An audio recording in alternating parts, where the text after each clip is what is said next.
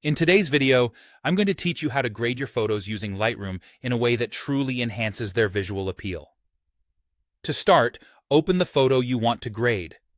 If you're using the Lightroom cloud, navigate to either All Photos or select a specific album, then click the photo to bring it up in the Edit or Develop view. It's essential to ensure that your photo is fully downloaded and synced if you're working offline to avoid any hiccups during the editing process. Next, let's dive into the color controls. Depending on your device, locate the color option in the right panel if you're on a desktop, or in the bottom toolbar if you're using a mobile device or the web. Once there, you'll be greeted by a suite of tools, including temperature and tint, vibrance and saturation, color mixer, and color grading. Each of these will be your tools for transforming your images. Moving forward, let's address some basic color and exposure fixes. This is where you'll make your preliminary adjustments.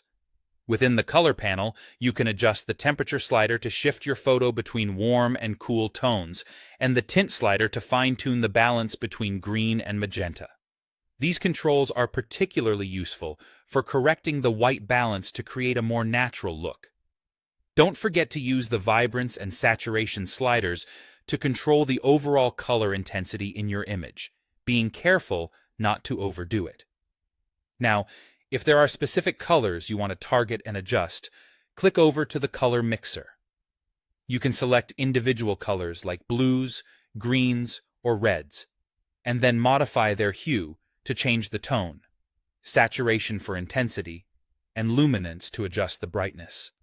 This approach allows you to engage in more focused edits. For instance, you might make the sky appear more turquoise without altering the colors elsewhere in your photo, or you can subtly reduce the saturation of a skin tone to add a natural finish. For a more creative touch, explore the color grading section, still under the color panel. Here, you will find color wheels dedicated to shadows, midtones, highlights, and a global wheel. By choosing a hue and saturation for each, you can create distinct tints for different tonal ranges. The balance and blending sliders will be your allies in managing how these tints mix across your tonal ranges. For example, applying a warm golden tint to highlights, a soft green to midtones, and a cool blue to shadows could transform your image into a cinematic masterpiece. You can focus on one tonal range at a time by clicking on its icon for a more controlled adjustment. Once you're satisfied with your edits, it's time to fine-tune.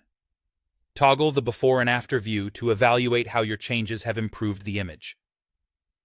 Zoom in and out to analyze color consistency across various parts of the picture. Be cautious not to amplify saturation or apply extreme tints unless that's part of your creative intent. Try to preserve natural skin tones and avoid color clipping. Finally, when everything looks just right, you can either copy these settings to other photos within your shoot for a consistent look, or save them as a preset if you plan to use these settings often. This way, you ensure that each photo in your series shines with cohesive brilliance.